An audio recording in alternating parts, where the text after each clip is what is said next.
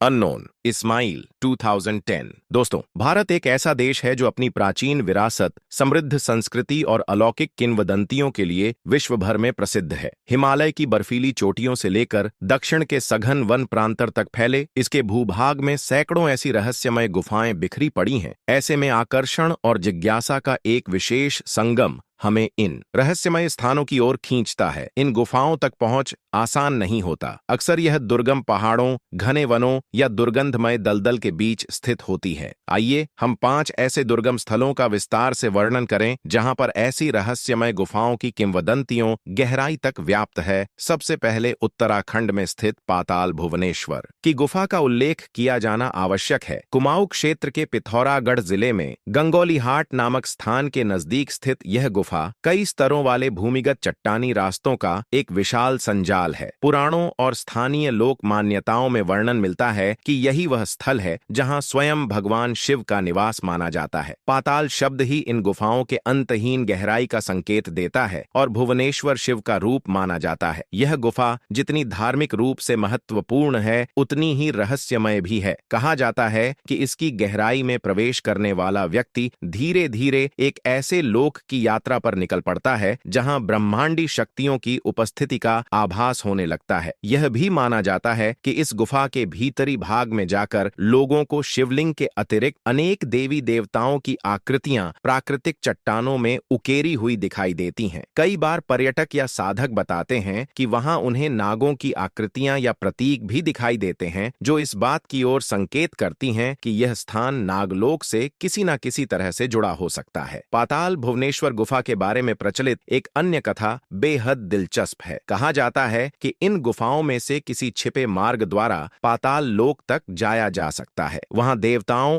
और असुरों के बीच का संघर्ष भी कभी संपन्न हुआ था। ऐसे तथ्य लोक कथाओं में सुनने को मिलते हैं। साधक और तांत्रिक परंपरा के लोग मानते हैं कि पाताल भुवनेश्वर गुफाओं के गोपनीय रास्तों में दुर्लभ जड़ी बूटियां, रत्न तथा अन्य दिव्य सामग्रियां छिपी हो सकती हैं। जो भी इन सामग्रियों को प्राप्त कर लेता है, उसके पास अपरिमित शक्ति और ऐश्वर्य का स्रोत खुल जाता है। हालांकि यहां तक पहुंचना और इन रहस्यों से पर्दा उठाना हर किसी के वश की बात नहीं मानी जाती। गुफा में प्रायः बहुत संकरा और फिसलन भरा रहा है, जिसके कारण साधारण व्यक्ति के लिए भीतर गहराई तक जाना मुश्किल हो जाता है। यही दुर्गमता इस स्थान को न सिर्फ आध्यात्मिक दृष्टि से पवित्र बनाती है, बल्कि एक भीषण रोमांचक अनुभव भी प्रदान करती है, जो संभवतः नागलोक या अंडरग्राउंड साम्राज्य हो सकता है। क्रेमलित प्रा में गहराई से खोजबीन करने वाले कुछ दलों ने बताया है कि गुफा में अंदर जाने पर कई भयानक नदी प्रवाह और भूमिगत जलधाराएं मिलती हैं, जो असाधारण ढंग से गूंथी हुई हैं। जलधाराओं के पास कुछ ऐसे प्राकृतिक स्तंभ पाए जाते हैं जिनकी आकृतियां या नागों की तरह दिखाई देती हैं। यदि इस गुफा के भीतर भाग की भौगोलिक संरचना को देखें, यह अत्यंत पेचीदा और दुर्गम है। यहाँ किसी भी साधारण व्यक्ति के लिए बिना विशेषज्ञ मार्गदर्शक के प्रवेश करना कठिन है। इसके अलावा मौसम की चरम परिस्थितियों में